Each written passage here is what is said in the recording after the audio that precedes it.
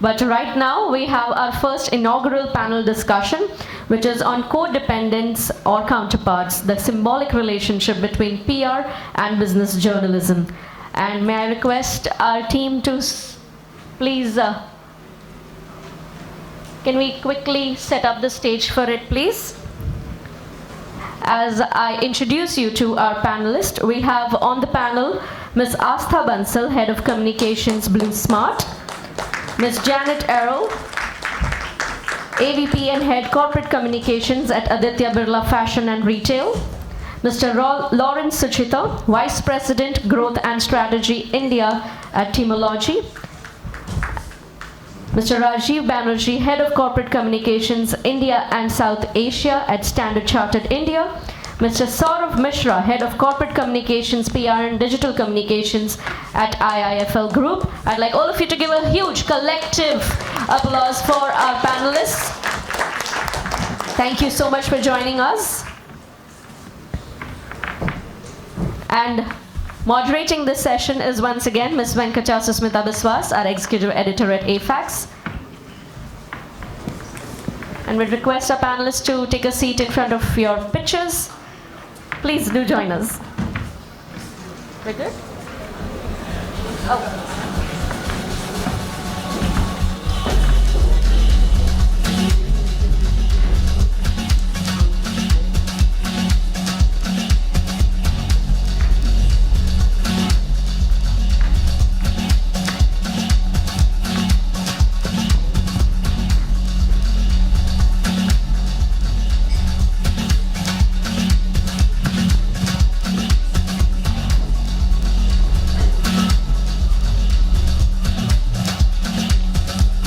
Warm welcome, ladies and gentlemen.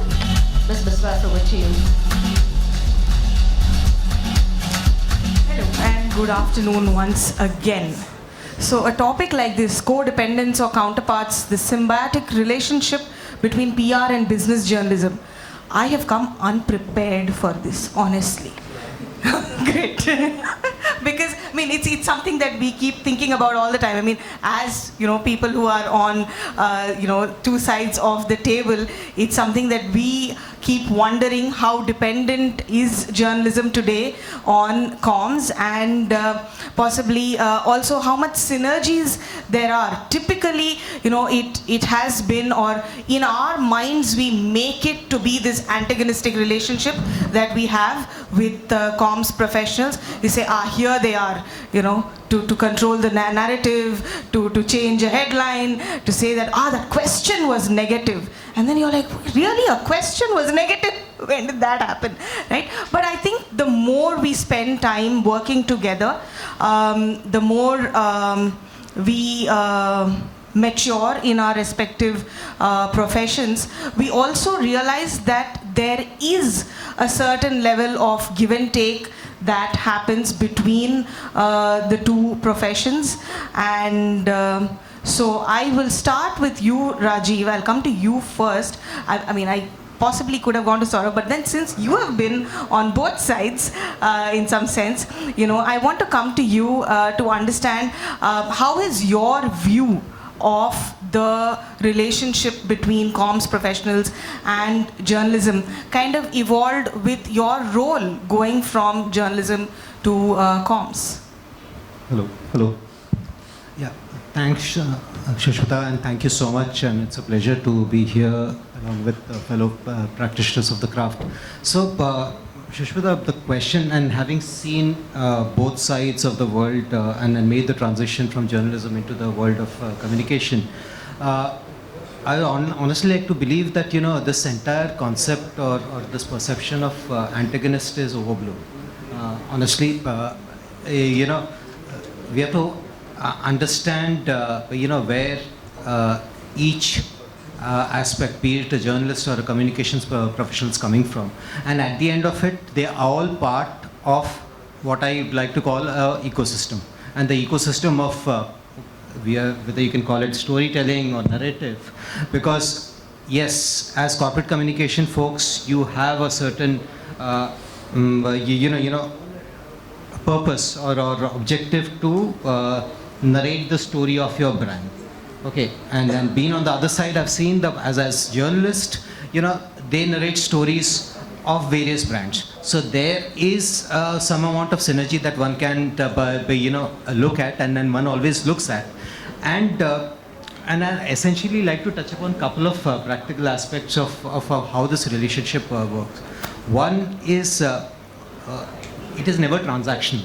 It's a relationship that evolves over a period of time. If somebody who's starting in the world of PR and communication thinks that the first call or the first visit that you make to a journalist and he or she becomes your friends for life, that doesn't happen. It's a journey that keeps on evolving. Second is you need to be able to understand how, let's say, the narrative or the news flow works. It's very, very important for communication folks to understand, how, let's say, the news flow works, what works for a particular journalist, which means that a lot of homework from our side needs to be done.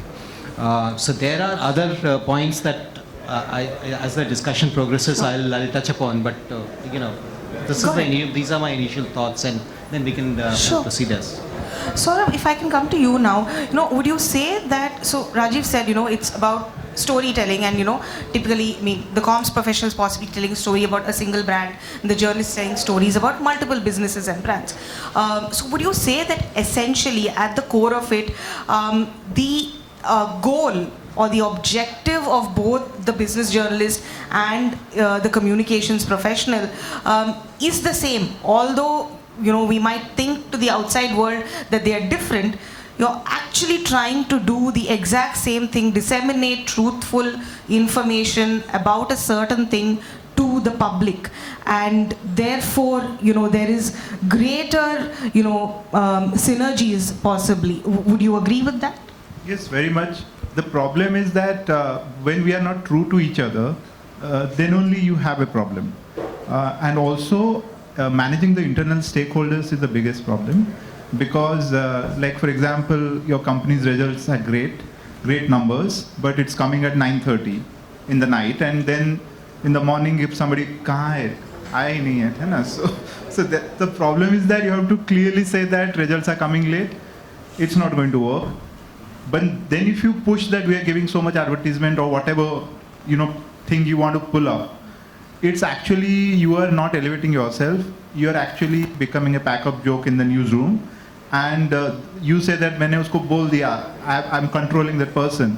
But actually what Mr. Bansal said, you have to influence without power, because you have to say that, boss, this is great, results are coming, it will be late, but if you want an interview, then tomorrow we'll get it done. So storytelling actually happens. It may be a day or two late, but actually what narrative you want to put, it will come out. But people become very greedy, and I sometimes realize that PR is a profession of spiritualism in a way, because you have to handle your emotions.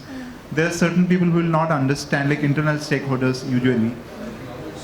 On journalism side, you have to understand that there are bigger things happening in that particular day. So if a finance minister has come or the prime minister has come, then probably there may not be space. So you can't push that your narrative is the biggest narrative that has to go that day. So that understanding is necessary, and that's where the synergy is, because you can always clarify.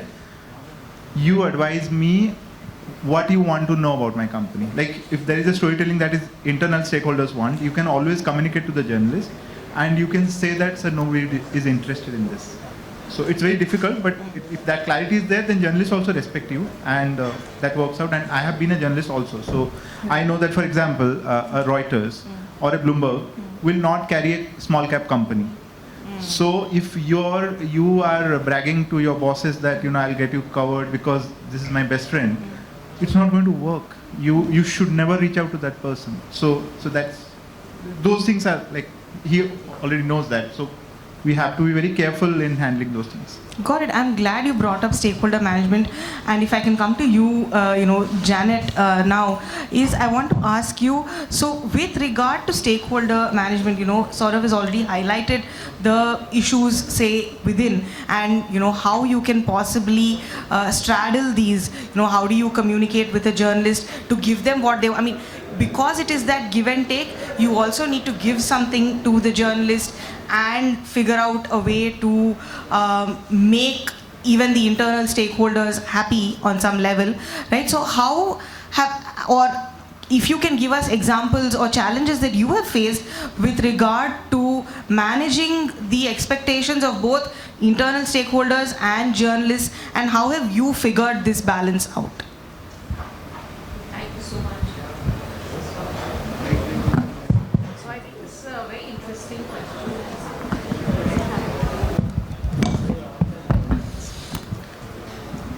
Thanks so much, and thanks so much for inviting me, and it's a delight to be amongst all of you all today. And this journey began almost 2 decades ago, and the number of brands that we work with, the stakeholders that we work internally, the media houses that we work on an ongoing basis, it's a continuous journey where you are continuously educating your internal stakeholders of how the ecosystem of the media operates, what are the challenges they face, how do you put your best foot forward, and in my language, how do you woo your audiences? So whether it's your internal stakeholders, your media houses, or your consumers, through your media stories, how do you bring out those authentic stories in a manner where your internal stakeholders also don't feel let down, your media journalists also feel that they've got a fair share of story from you. And when you belong to, very popular brands, the responsibility is also equally very high that, you have to give, a very good story to them. The responsibility is on you to make sure you keep educating your internal stakeholders, you meet the timelines of the journalists. Literally, in a way, every day internally we become almost journalists in our own organization, because the first thing we do with our internal stakeholders is deadline ye hai. So that's how we work internally, and we sensitize our internal stakeholders of why you need to meet the deadlines of the journalists, and how do you participate in a story, how do you get larger share of voice, or sometimes you just need to participate because that journalist really wants you to be part of that story. So there's a lot of understanding that you need to have on the other side of the story as well. Got it. And Aastha, I want to come to you with, if you can shed some light on, so typically, when a journalist is writing a story about a business, a brand themselves, the idea strikes them and say, okay, there's something curious happening here that we need to tell the world about. It's completely earned media for the brand, even if it is, a story where a number of people are being quoted, and your brand or your spokesperson is just one of the talking heads in that particular story. But how do you balance earned media and paid media today, when, there is the explosion of paid media in some sense, right? So many avenues. Also, for you to, there are so many A&M portals to begin with, and I'm sure there are as many websites, news magazines, etc., to get your story out there as well. So when do you prioritize what, and how do your internal stakeholders also respond to that? Because essentially at the end of the day, it is that story that you're getting out. So if you can give us a little about earned media versus paid media, how do you view it? Sure. Thank you so much for having me here.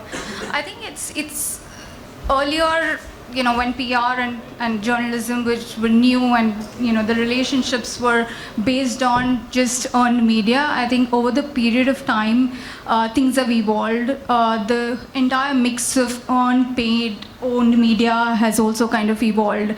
But I think what is important is, you're able to build that brand love, and automatically, and that we've seen that with BluSmart, that over a period of time, I think organically we're able to get that kind of love, just not from visibility from our own channels, zero marketing, but we are able to kind of get the attention of the end consumer. So internally, I think the choice of paid versus owned media it's all about where you are in the journey of a company. Initially, maybe just the product really speaks for itself, and that's what happened in our case. The last 5 years, we've seen our product is so strong that we're able to get that owned media strength that we are able to use. But there will be a time, I know, that when you scale up, when you get bigger, there has to be a good mix of both brand owned and earned media. Got it. Lawrence, I want to come to you now.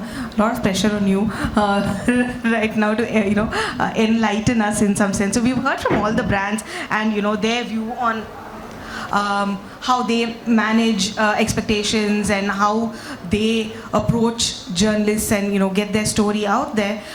When you advise brands on the best thing that they can do at their stage, in their journey, how do you go about suggesting working with journalists to get a story out there? And while all of these they're talking about internal stakeholders, for you it's one more level in some sense, right? So is there a deep understanding of what is even possible with the use of media in the conversations that you have? Okay, thank you so much for having me here. So I think the way when these articles come to us and when we have to disseminate it in the digital space, there are two specific requirements that are there. Number one is one which goes through a journalist and the other which goes through the normal publication, right? Now, because it's digital, it has a duality to it. The duality is this: whether it is a PR article that you're trying to communicate to someone what your brand wants to put out there, or is it an article to let others know what's going on with your brand? We mostly get this question is this going to look native to the site or native to the article, or is it going to be, whether it's going to have a disclaimer or no. When it goes through a reporter, it's mostly very organic to the site, right? But there are a lot of do's and don'ts. He will not just publish it because he has an editorial limitation there. His editor has to approve it. But when it goes through a corporate channel, and I'm sure all these wonderful people must be knowing what are the nuances of getting it there. Those articles come prepared to us, and then we need to tell them that let it go into a news that is, or let it not go into maybe a mainline news channel. It will go into a little below, because you will get that footfall.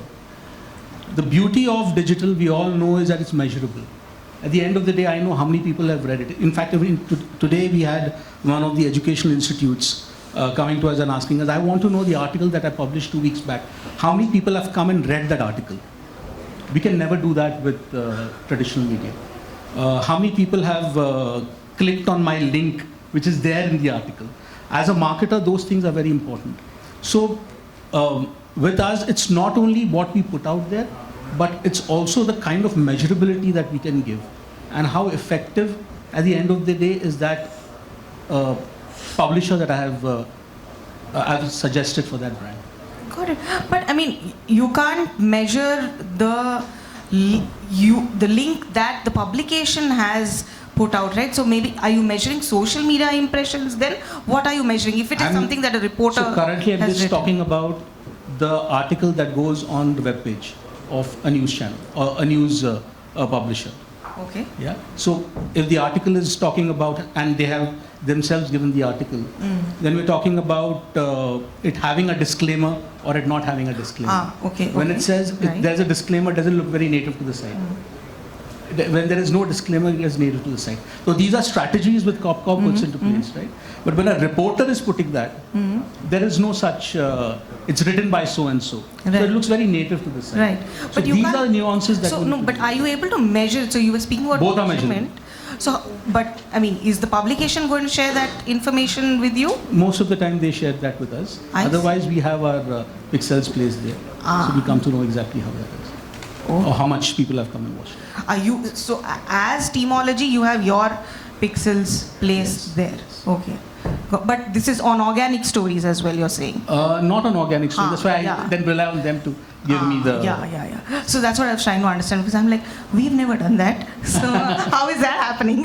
So the beauty of digital is this, you can handshake at any given point. So I want to also understand now, I mean, with journalists becoming brands in some sense, right? There are so many reporters who would put out their stories on a X or Twitter and LinkedIn, and LinkedIn has become a very important platform for sharing any story about a brand, the success story of a brand, etc.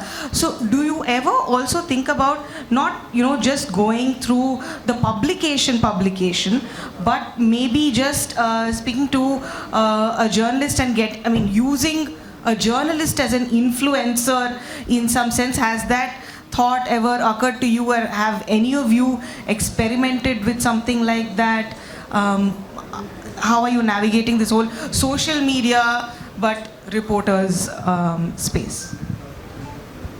Okay, so never experimented with getting a journalist who's an influencer on social media, but let's suppose if there is a particular specific story that we have got done, the brand has got done from through this so-called influencer journalist.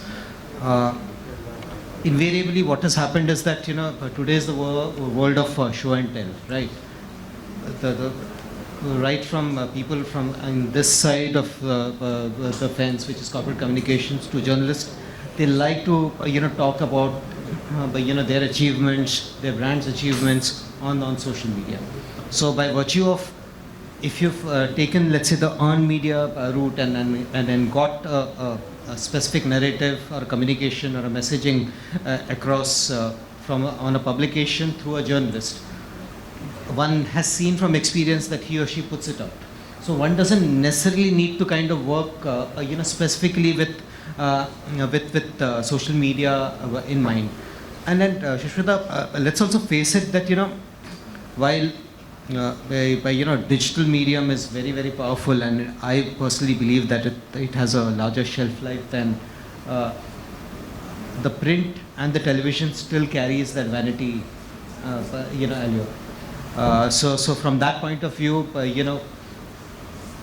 don't know whether my colleagues will agree or not, but typically there is a sense that if you got something got published or got visibility in, let's say, the print or television, you've scored better than getting scoring on digital.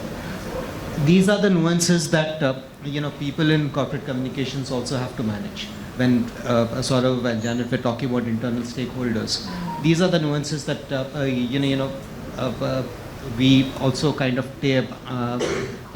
manage and advise and recommend. It's a very tough ask, given the fact that and one can't blame anybody, because the internal stakeholders don't rely on us and our expertise to give them that direction.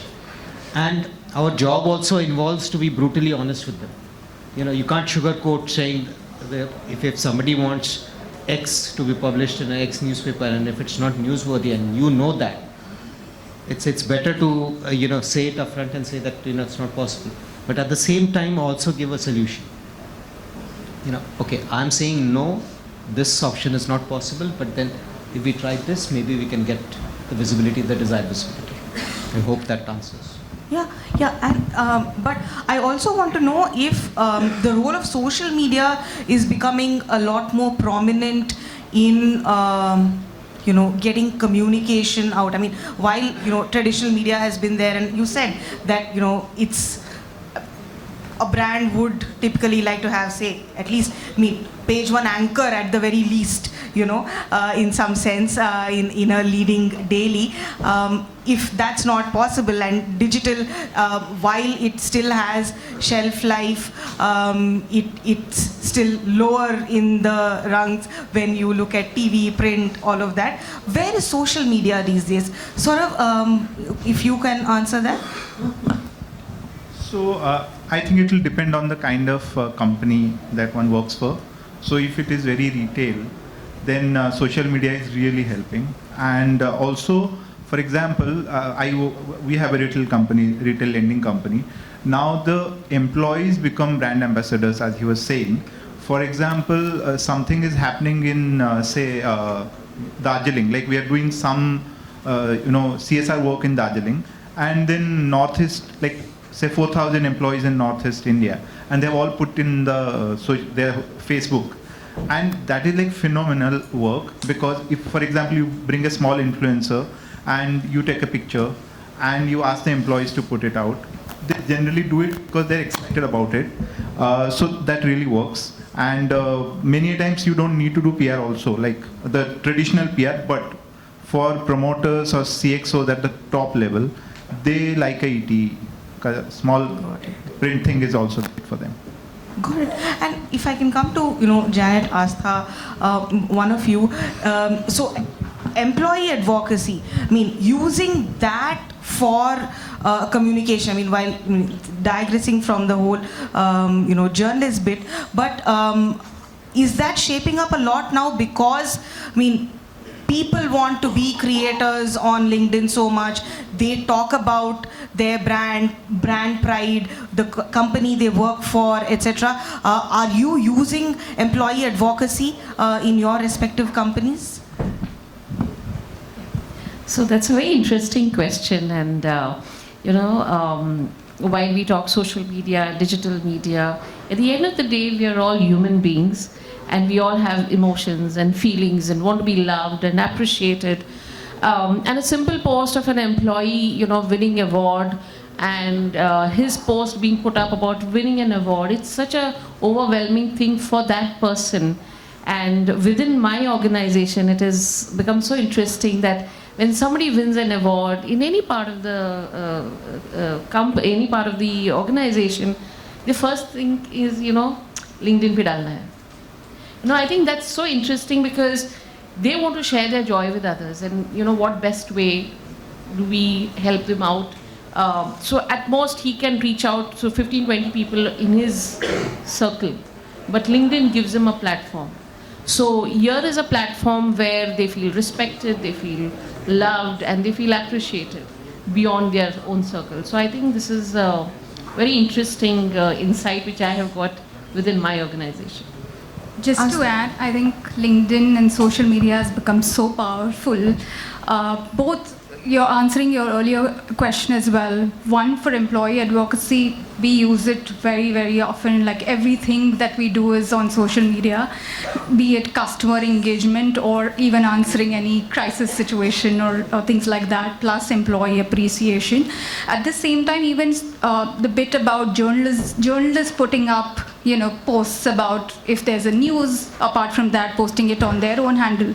I think what Shrikant was talking about, mini influencers, right now they've become big, but they are really influencing, and they have many followers now who are just following them for content. And we've used many of these journalists who are now posting our content or creating content with us, which is again interviews and beyond, just video content and a lot of other formats. So I think we engage with them not just for traditional stories, but also creating a lot of content. Super, thank you. We are out of time, but that was a very enlightening chat about all things that you people have to deal with, and we journalists have no clue. We just know that this person's going to come and ask for a headline change, but I'm sure all of you have these challenges internally that you're constantly managing expectations there and somehow trying to figure out how to work with journalists.